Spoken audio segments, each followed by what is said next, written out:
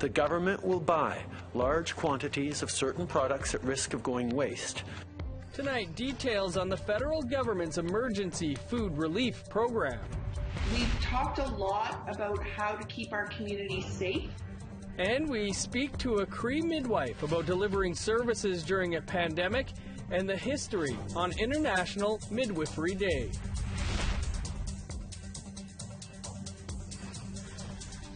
Good evening, welcome to APTN National News. I'm Dennis Ward. Today, Ottawa announced more than $250 million in emergency relief for food producers hit by COVID-19. One of the programs will address the surplus food being produced. As Todd Lamoran reports, food banks will be among the beneficiaries of the new plan. The Prime Minister's announcement came in three parts. $77 million to support food processors like slaughterhouses. Ones like Cargill in Alberta have been hit hard by hundreds of infected workers. This is money that they can use to purchase personal protective equipment for workers, adapt to health protocols, and support other social distancing measures. Trudeau also announced $125 million for cattle and hog producers. They have more animals than can be quickly processed into beef and bacon. For many farmers, this crisis means that they have to keep animals for longer periods of time, and that can be expensive. So with this funding, we're giving extra help to beef and pork producers so that they can adapt to this crisis. Trudeau also said too much food is being produced because restaurants and hotels are closed. He launched a $50 million buyback program for surplus food. The government will buy large quantities of certain products at risk of going waste, say potatoes or poultry, and redistribute them to organizations addressing food insecurity. Later on, Agricultural Minister Marie-Claude Bibeau detailed what will be done with food Ottawa purchases. She will work with large organizations like Food Banks Canada and the Salvation Army. We'll try to figure, how we can meet these surpluses with the capacity that the food banks can absorb and what they need to be able to benefit from this food. So there might be issues around transportation, there might be issues around packaging, for example. Meanwhile, it was noted during Dr. Theresa Tam's briefing that daily growth rates of COVID-19 are decreasing and that the epidemic is slowing down across Canada. Todd Lamoran, APTN National News, Ottawa. A consistent number of new COVID-19 cases has forced Montreal to delay its reopening plans. Just south of it, the Mohawk community of Kahnawake says it has no plans to lift its COVID restrictions. The Kahnawake peacekeepers issued tens of thousands of dollars in fines to non-locals circulating in the community in just a few weeks. The COVID-19 task force says stores will remain closed to non-locals and tickets will continue to be issued, despite the province's plan to gradually reopen schools and businesses. The risk, they say, is still too high. The Mohawk community of Kahnawake says they'll also keep their checkpoints up. According to the Grand Chief, workers there have turned thousands of cars away from the checkpoint since the pandemic began. An unfortunate milestone reached in Quebec's pandemic struggle. On Monday, the Cree Nation government confirmed a respected elder passed away, becoming the first Indigenous person in Quebec to die from COVID-19. Emma Trapper, originally from Mistissini, passed away Monday in a long-term care facility in Montreal. Trapper's family says she'll be remembered for her contagious laughter. Cree Grand Chief Abel Bozum says the Cree Nation, though mourning, must continue social distancing. There are 6 active cases reported throughout the province's Cree communities. On Sunday, the Prime Minister announced $240 million in additional mental health funding for the COVID-19 pandemic. The money will go to the Wellness Together Canada online resource launched last month. For those in crisis and in need of immediate support, youth can text the word BETTER to 686868. Adults can text BETTER to 741-741. And frontline workers can text the word FRONTLINE to 741-741. You can also sign up online at the Wellness Together Canada portal at ca.portal.gc. Well, we'd like to hear what you have to say. Here's how you can weigh in on the conversation. Send your emails to news@aptn.ca. Find us online at aptnnews.ca and on youtube.com/aptnnews. You can also follow us on Facebook, Twitter, and Instagram for the latest Indigenous news. Today is Red Dress Day. Red dresses are hung to raise awareness for missing and murdered Indigenous women and girls. But as Angel Moore reports, this year it looks a little different. This is the first Red Dress Day since the Missing and Murdered Indigenous Women and Girls National Inquiry's final report was released last June with over 200 recommendations. Lorraine Whitman, the president of the Native Women's Association of Canada, is disappointed in the government's response. I'm sadly disappointed in the government because I haven't seen much out in regards to what sensitive inquiry has come out. I truly feel that at that time there should have been dollars that were set aside so that we could start working on some of the 231 calls of justice. Similar frustrations have been expressed on social media. Mi'kmaq lawyer and activist Pam Palmater tweeted, "Long before COVID-19 pandemic, Canada was in midst of a human rights crisis. MMIWG found Canada guilty of both historic and ongoing genocide against Indigenous women and girls. Very little substantive action has taken since the report. Others took the opportunity to restate the grim findings. May 5th is Red Dress Day, a critical reminder that in Canada, Indigenous women and girls are 12 times more likely to be missing, murdered, more than any other group of women." Whitman says the Native Women's Association will continue to fight for justice every day of the year. We're not forgetting about the women and girls and the two-spirited. They'll never be forgotten, and we will continue to move forward in a positive way and try to make changes. The MMIWG report found Indigenous rights and abuses condoned by the Canadian state represent genocide against Indigenous women. Angel Moore, APTN National News, Jabuktuk, Halifax. Still to come, concerns over the relaxing of environmental monitoring during the COVID-19 pandemic. Stay with us. Here's a look at Wednesday's weather forecast starting on the East Coast. Sunny and 14 for Fredericton, 5 and showers in St. John's. -3 with a chance of snow in Nain, snow and +2 for Happy Valley, Goose Bay.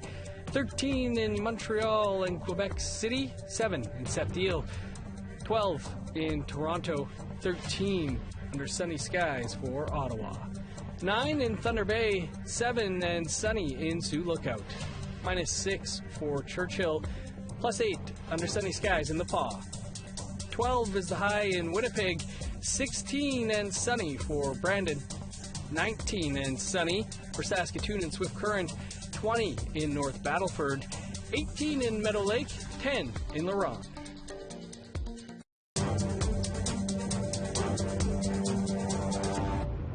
Welcome back. This year, because of COVID-19, some environmental projects that monitor rivers across the north have been put on hold. And with spring flooding in full swing and the risk of contaminants coming into northern waters, some elders in the Northwest Territories say this is not the time to relax environmental standards. Charlotte Mort-Jacobs has that story. Well-respected Denisoline elder Francois Paulette has watched Treaty 8 territory change. It's this river. You would very seldom see a muskrat in the river. If you did, I say thank you to the muskrat. But the muskrat is more vulnerable to pollution, especially in the river. So that's why there's not as many muskrats. Downstream of the oil sands, the Peace Athabasca Delta is home to animals, migratory birds, and the Cree, Dene, and Métis who hunt and trap along the rivers. It's also a UNESCO World Heritage Site, impacted by oil. There are times on a good hot day, I would smell Fort McMurray from here. There are times when I'm on the river, up the river, and in the evening, when it's totally calm, and you could see a haze on the river. That's smog. Environmental projects across Turtle Island have been put on hold because of COVID-19. Paulette, who has dedicated the last 6 years of his life to climate change work, says land stewardship and research cannot wait any longer. Talk has to stop. Now we got to prepare. Humans have to change their way of thinking, of how they view themselves and their relationship to Mother Earth. This spring, heavy flooding in Alberta has Paulette worried about toxic oil sand tailings near the Athabasca River. If those tailing ponds ever is flushed into the river, yeah, we would have a big problem. No legal defense or is going to clean it up, clear it up. But the provincial leadership has said all is good. False information, and I'd like to address one in particular, one piece of information in particular in regards to the tailing ponds. No tailing ponds have been breached, and there is no imminent risk of flood water breaching any of the tailing ponds in the oil sands region.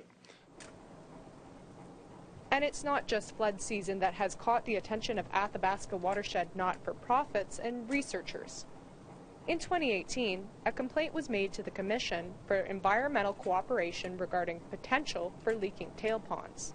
And what we learned with the team of hydrogeologists that worked with us on the Athabasca Basin tailing ponds and impacts on aquifers study is that those tailing ponds are continually leaking through the groundwater and coming up in the Athabasca River. And it's common knowledge, and it's been known by government and industry since 1981.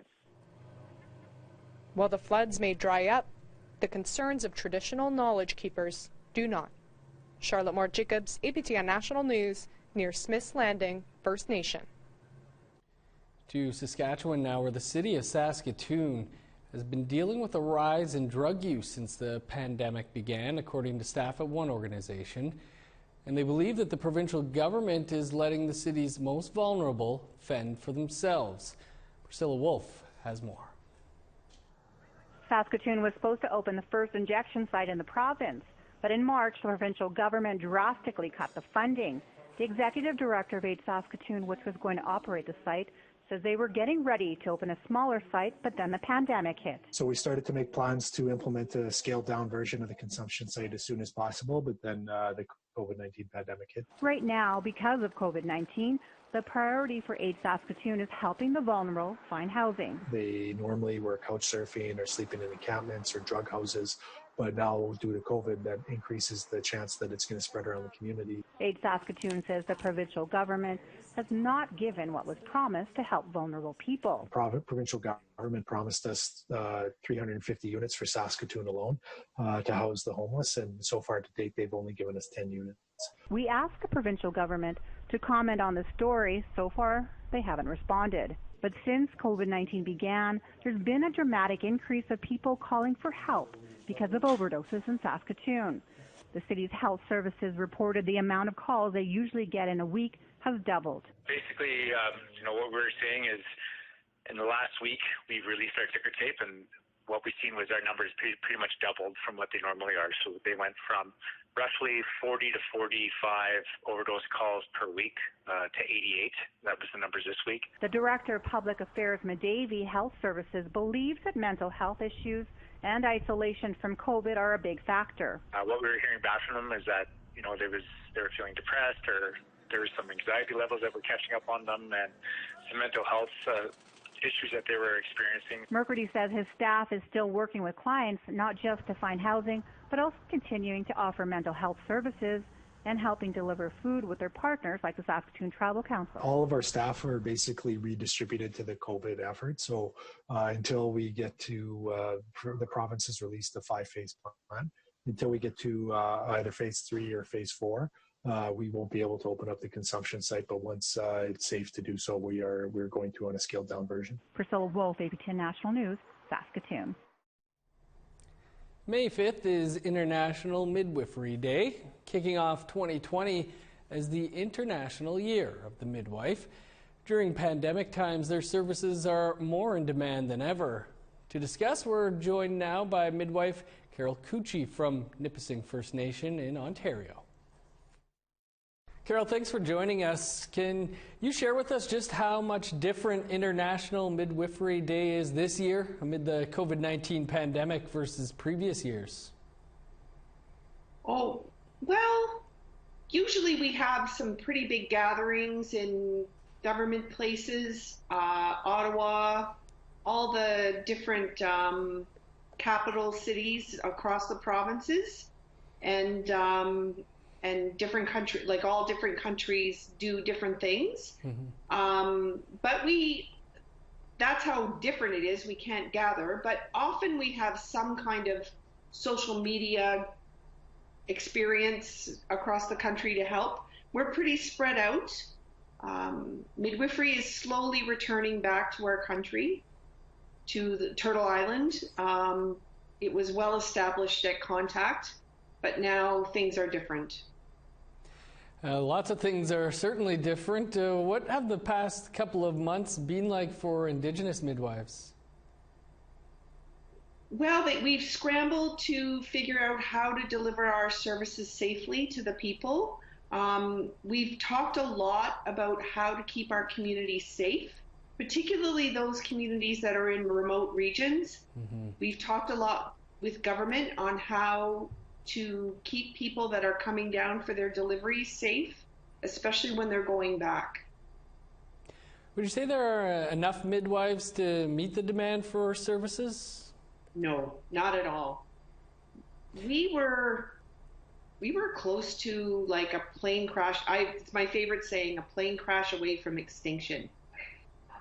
Indigenous midwives were made illegal. Our business was co-opted by physicians and nurses, and we were removed systematically from our communities, which has really set back the health and well-being of Indigenous women quite a bit. Can you give us an idea of how your industry is growing or how to grow it? Oh, we've been growing leaps and bounds since we first got legislation 20 years ago, but not nearly catching up enough across the country. When different provinces get legislation for midwifery, and we're just now beginning to have all provinces and territories have midwives legal in Canada, then when that legalization happens, Indigenous midwifery seems to follow with the government decision to do that. Well, Carol, thanks to you and your colleagues, and thanks for being with us here today. Thank you so much, Miigwech. Appreciate. The head of the Winnipeg Social Planning Council is among those who believe the Canada Emergency Relief Benefit should be made permanent. The CERB provides $2,000 a month for those who have lost income during the COVID-19 pandemic. Kate Kaler believes it provides some with a living wage. Kaler, who is our guest on Face to Face tonight right after the news, is worried about the austerity measures the governments may put in place post-pandemic to pay for the programs people need now. We're very concerned, there's a short-term effect of balancing your budget, and there's the long-term harm of not addressing the social deficit that poverty causes. And again, we highlight it every single time. We spend about $200 million a year incarcerating about 2,000 people in this province. What could we better spend that money on preventing that sort of thing from happening in the first place? And you can catch that episode of Face to Face right here after the news. Well, have you heard of the Checkpoint Challenge? We'll show you the latest online challenge that involves COVID-19 checkpoints after the break. Here's a look at the rest of Wednesday's weather forecast, picking back up in northern Alberta. 22 with showers for Fort McMurray, 20 in high level. 20 under sunny skies for Medicine Hat and Edmonton. Showers and 15 for Victoria, Vancouver and Campbell River. 17 above for Fort Nelson. Showers and 12 in Prince George. +2 with snow in Old Crow. 14 in Whitehorse. 18 with showers in Fort Liard. -3 for Sax Harbor. +2 and snow for Pulituck. -12 in Baker Lake. 8 below for Repulse Bay. 10 below in Arctic Bay. -3 in Pangertuck.